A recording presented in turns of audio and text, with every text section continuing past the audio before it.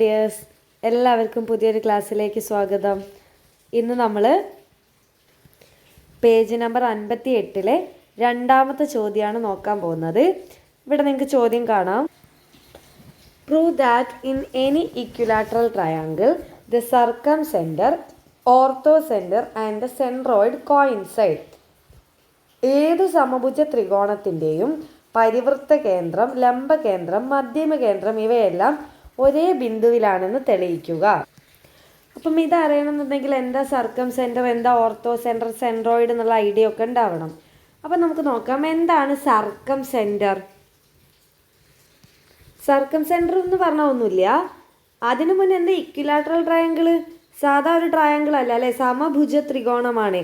അതായത് ഒരു ത്രികോണത്തിൻ്റെ എല്ലാ സൈഡ്സിൻ്റെയും ലെങ്ത്ത് സെയിം ആണെങ്കിൽ, ഇതൊക്കെ ഒരേ നീളമാണെങ്കിൽ അതിനെയാണ് നമ്മൾ എന്തെന്ന് വിളിക്കുക? സമഭുജ ത്രികോണം അഥവാ ഇക്വിലാറ്ററൽ ട്രയാങ്കിൾ എന്ന് വിളിക്കാം. ഓക്കെ, അപ്പം ഇങ്ങനെ ഒരു സമഭുജ ത്രികോണത്തിൽ ആദ്യം നമുക്ക് സർക്കം സെൻറ്റർ എന്താണെന്ന് നോക്കാം. ഒരു സൈഡ് അതായത് ഒരു വശത്തിൻ്റെ എന്ത് വരയ്ക്കുക? ലംബ സമഭാജി, പെർപെൻഡിക്കുലർ ബൈസെക്ടർ വരയ്ക്കുക. അതെങ്ങനെയാണെന്ന് എല്ലാവർക്കും അറിയാലോ. കോമ്പസും പെൻസിലും ഉപയോഗിച്ചിട്ട് പകുതിയിൽ കൂടുതൽ എന്ത് ചെയ്യുക? കോമ്പസിൽ എടുത്തിട്ട് നമ്മൾ ആർക്കുകൾ വരയ്ക്കാം.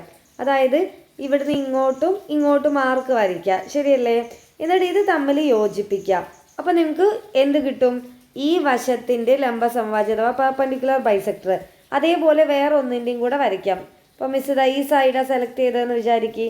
നിങ്ങൾ പകുതിയിൽ കൂടുതൽ നീളം എടുത്തിട്ട് മുകളിലേക്കും താഴേക്കും വരയ്ക്കാം. എന്നിട്ട് അത് കണക്ട് ചെയ്ത് ഒരു ലൈൻ വരയ്ക്കാം. ഓക്കെ, ഇത് ഈ രണ്ട് നമ്മൾ വരച്ച ആർക്കുകൾ കണക്ട് ചെയ്തിട്ട് ഒരു ലൈൻ വരയ്ക്കാം. ഇനി അടുത്തത് വരച്ചാലും എന്ത് തന്നെയാണ് ചെയ്യുക? നിങ്ങളൊരു കാര്യം ശ്രദ്ധിച്ചോ, ഈ രണ്ട് വരകളും ഒരു പൊതുവായ പോയിന്റിലൂടെ പാസ് ചെയ്യുന്നത് കണ്ടോ? ഇനി ഈ വശത്തിൻ്റെത് നിങ്ങൾ ഇങ്ങനെ എടുത്ത് വരച്ച് കഴിഞ്ഞാലും എന്ത് ചെയ്യും? അത് ഇതേ പോയിന്റിൽ കൂടെ തന്നെ പാസ് ചെയ്യും. അപ്പം വശങ്ങൾക്ക് പെർപെൻഡിക്കുലർ ബൈസെക്ടേഴ്സ് വരച്ചിട്ട് ലംബ സമഭാജി വരച്ചിട്ട് അത് എല്ലാം കൂടി കോമൺ ആയിട്ടൊരു പോയിന്റിലൂടെ പാസ് ചെയ്യും. ആ പോയിന്റിനെയാണ് നമ്മൾ എന്തെന്ന് വിളിക്കുക? സർക്കം സെൻറ്റർ അഥവാ പരിവൃത്ത കേന്ദ്രം എന്ന് വിളിക്കും. ഓക്കെ അല്ലേ? ഇതിനെ നമുക്ക് പരിവൃത്ത കേന്ദ്രം എന്ന് വിളിക്കാം. അപ്പോൾ നമുക്ക് ഈ പോയിന്റ് കിട്ടി. ഇനി നിങ്ങളോട് പറഞ്ഞത് അടുത്തത് ആരെക്കുറിച്ചാണ്? Ortho centre. ഓർത്തോ സെൻറ്റർ എന്ന് പറഞ്ഞാൽ ഒന്നുമില്ല. ഓർത്തോ സെൻറ്റർ എന്ന് പറഞ്ഞു കഴിഞ്ഞാൽ നമ്മൾ ഈ ത്രികോണത്തിന് 3 മൂലകളല്ലേ ഉള്ളത്. ഈ 3 കോർണറിൽ നിന്നും ഇതിൻ്റെ ഓപ്പോസിറ്റ്, ഇപ്പോൾ ഈ കോർണർ മിസ് സെലക്ട് ചെയ്യുകയാണെങ്കിൽ ഇതിൻ്റെ ഓപ്പോസിറ്റ് സൈഡ് കണ്ടോ? ഇതിലേക്ക് നമ്മൾ ഒരു പെർപെൻഡിക്കുലർ വരയ്ക്കാം. പെർപെൻഡിക്കുലർ വരയ്ക്കുക എന്ന് പറഞ്ഞാൽ എന്താ? 90 ഡിഗ്രിയിൽ ഒരു ലംബം വരയ്ക്കാം ഓരോ മൂലയിൽ നിന്നും. അതായത് ഇതാ ഇവിടുന്ന് ഇങ്ങോട്ട് നേരെ ഇവിടെ ഉണ്ടാവുന്ന ആംഗിൾ എത്രയാവണം? 90 ഡിഗ്രി ആവണം. അതേപോലെ അടുത്ത മൂലയിൽ നിന്ന് ഇങ്ങോട്ടും എത്ര തന്നെ വരയ്ക്കണം? 90 ഡിഗ്രി വരുന്ന രീതിയിൽ എന്ത് ചെയ്യുന്നു? ഒരു വര വരയ്ക്കുന്നു. അതേപോലെ ഇങ്ങനെയും വരയ്ക്കാം. ഇവിടെ എത്ര ഡിഗ്രി തന്നെ മേക്ക് ചെയ്യണം? 90.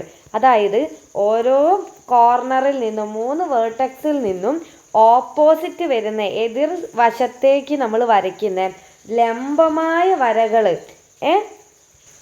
ഇവ തമ്മിൽ കൂട്ടിമുട്ടുന്ന ഒരു പോയിന്റ് ഉണ്ടാവും. ഈ പോയിന്റിനാണ് ഓർത്തോ സെൻറ്റർ എന്ന് പറയുക.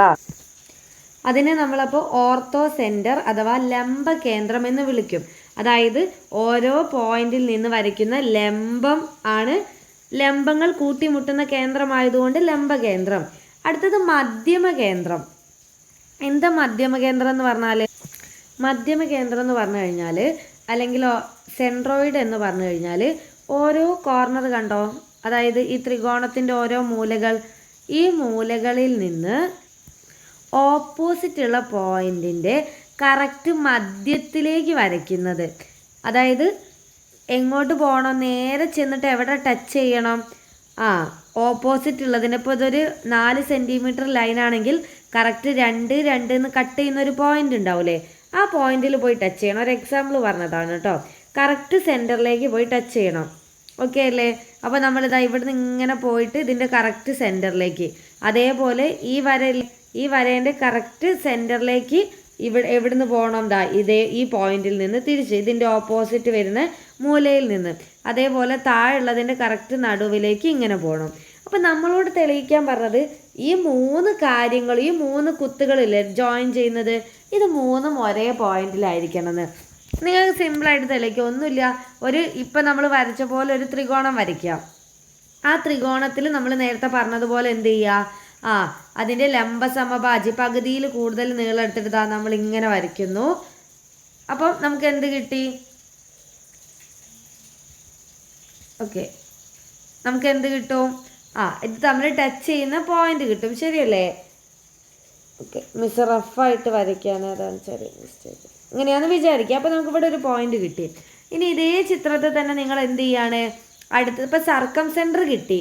ഇനി ഓർത്തോ സെൻറ്റർ വരയ്ക്കും. ഓർത്തോ സെൻറ്റർ എന്ന് പറഞ്ഞാൽ മിസ് എന്താ പറഞ്ഞത്? ലംബകേന്ദ്രം എന്ന് പറഞ്ഞാൽ ഒരു മൂലയിൽ നിന്ന് ഓപ്പോസിറ്റിലേക്ക് നേരെ ലംബമായിട്ട് 90 ഡിഗ്രിയിൽ വരയ്ക്കുന്ന വര അല്ലേ? അപ്പോൾ അങ്ങനെ ഒരു വര നമ്മൾ 90 എടുത്തിട്ട് കറക്റ്റ് വരച്ചു എന്ന് വിചാരിക്കും. അതായത് നിങ്ങൾ പ്രൊട്രാക്ടർ എടുത്തിട്ട് വരയ്ക്കുക കേട്ടോ. സോറി, പ്രൊട്രാക്ടർ അല്ല, സെറ്റ് സ്ക്വയർ എടുത്തിട്ട് നമ്മൾ മട്ടത്രികോണം കാണാറില്ലേ, ഒരു റൈറ്റ് ആംഗിൾ ട്രയാങ്കിൾ നിങ്ങളെ ഇൻസ്ട്രുമെൻറ്റ് ബോക്സിൽ അതെടുത്ത് വരച്ചാൽ മതി. പിന്നെ ഇവിടുന്ന് നേരെ തിരിച്ച് ഇങ്ങോട്ട് വരച്ചാലും ഈ പോയിന്റിൽ. അപ്പം നിങ്ങൾ നോക്ക്, അത് നിങ്ങൾ വരയ്ക്കുമ്പോഴും ഈ പരിവർത്ത കേന്ദ്രം നേരത്തെ കിട്ടിയ അതേ പോയിന്റ് തന്നെയായിരിക്കും ഇവിടെയും വരിക. ഇതേ പോയിന്റിൽ തന്നെ നിങ്ങൾക്ക് കേന്ദ്രം ടച്ച് ചെയ്യുന്നത് കാണാം, ഈ 2 ലംബങ്ങളും. ഓക്കെ, ഇനി മധ്യമകേന്ദ്രം എന്ന് പറഞ്ഞാൽ എന്തായിരുന്നു? 3 മൂലകളിൽ നിന്ന് എതിരെ വരുന്ന ഓപ്പോസിറ്റ് സൈഡിൻ്റെ നേരെ നടുവിലേക്ക് മധ്യത്തിലേക്ക് വരയ്ക്കുന്ന വര. ഇവിടെ നോക്ക്, നിങ്ങൾക്ക് കണ്ടാൽ തന്നെ അറിയാം ഇത് എന്ത് ത്രികോണം ആയതുകൊണ്ടാണ് ഇതൊക്കെ നടക്കുന്നത്? ഒരു ഇക്വിലാറ്ററൽ ട്രയാങ്കിൾ, സമഭുജ ത്രികോണം ആയതുകൊണ്ടാണ് കേട്ടോ. ഒരു മൂലയിൽ നിന്ന് നേരെ വരയ്ക്കുന്നത് ഇതിൻ്റെ മധ്യത്തിലേക്ക് വരച്ച് കഴിഞ്ഞാൽ നമ്മൾ നേരത്തെ വരച്ച വരല്ലേ, അതായത് ലംബകേന്ദ്രം വരച്ചില്ലേ, അതേപോലെ ആ വര തന്നെയാണ് സമഭുജ ത്രികോണത്തിൻ്റെ മധ്യമ കേന്ദ്രവും. ഈ പോയിന്റ് തന്നെ വരും. അതായത് നേരത്തെ വരച്ച നേരെ ലംബമായിട്ട് വരച്ച് പെർപെൻഡിക്കുലർ ആയിട്ട് വരച്ച ഈ വര തന്നെയായിരിക്കും നിങ്ങൾ ഇതിൻ്റെ നടുവിലേക്ക് മധ്യത്തിലേക്ക് വരയ്ക്കുന്ന വരയും. അതായത് ലംബകേന്ദ്രവും മധ്യമ കേന്ദ്രവും പരിവൃത്ത കേന്ദ്രവും ഒക്കെ എന്തായിരിക്കും? സെയിം ആയിരിക്കും. ജസ്റ്റ് ഒന്ന് വരച്ച് നോക്കിയാൽ മതി കേട്ടോ. 3 മിസ് വേറെ വേറെ പറഞ്ഞെന്നില്ല. അപ്പോൾ നിങ്ങളൊരു 3 സെൻറ്റിമീറ്റർ ലൈൻ എടുത്തിട്ട് ജസ്റ്റ് വരയ്ക്കുക, അല്ലെങ്കിൽ 4 സെൻറ്റിമീറ്ററിൽ ഒരു ഇക്വിലാറ്ററൽ ട്രയാങ്കിൾ വരയ്ക്കാം. ഇക്വിലാറ്ററൽ ട്രയാങ്കിൾ എല്ലാവർക്കും വരയ്ക്കാൻ അറിയാലോ. അപ്പോൾ എല്ലാവരും വരച്ച് നോക്കുക. എന്താണ് ഓർത്തോ, സെൻറ്റർ, സർക്കം സെൻറ്റർ, അതേപോലെ സെൻട്രോയിഡ് എന്ന് എല്ലാവർക്കും ക്ലിയർ ആയല്ലോ. പരിവൃത്ത കേന്ദ്രം എന്ന് പറഞ്ഞാൽ ഒരു വശത്തിന് ലംബ സമഭാജി, അതായത് പെർപെൻഡിക്കുലർ ബൈസെക്ടർ വരച്ചിട്ട് അവർ തമ്മിൽ കൂട്ടിമുട്ടുന്ന പോയിന്റാണ് സർക്കം സെൻറ്റർ അഥവാ പരിവൃത്ത കേന്ദ്രം.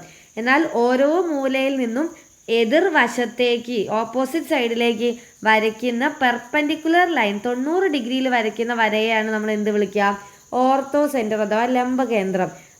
സെൻട്രോയിഡ് എന്ന് പറഞ്ഞു കഴിഞ്ഞാൽ അതെന്താണ്?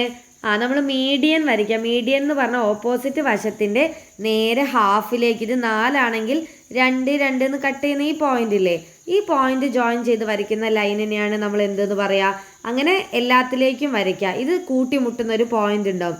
ഈ പോയിന്റിനെയാണ് മധ്യമ കേന്ദ്രം എന്ന് പറയാം. അപ്പോൾ ഒരു സമഭുജ ത്രികോണത്തിന് ഇത് 3ഉം ഒരേ പോയിന്റ് ആയിരിക്കും. നിങ്ങൾ ഇതേപോലെ വേറെ വേറെ ചിത്രം വരച്ച് നോക്കരുത് കേട്ടോ. ഒരൊറ്റ ത്രികോണം എടുത്തിട്ട് അതിൽ മിസ് രണ്ടാമത് വരച്ച പോലെ ഇതിലെല്ലാം വരച്ച് നോക്കുക. അപ്പം നിങ്ങൾക്ക് കിട്ടും എല്ലാം ഒരേ പോയിന്റാണ് കിട്ടും.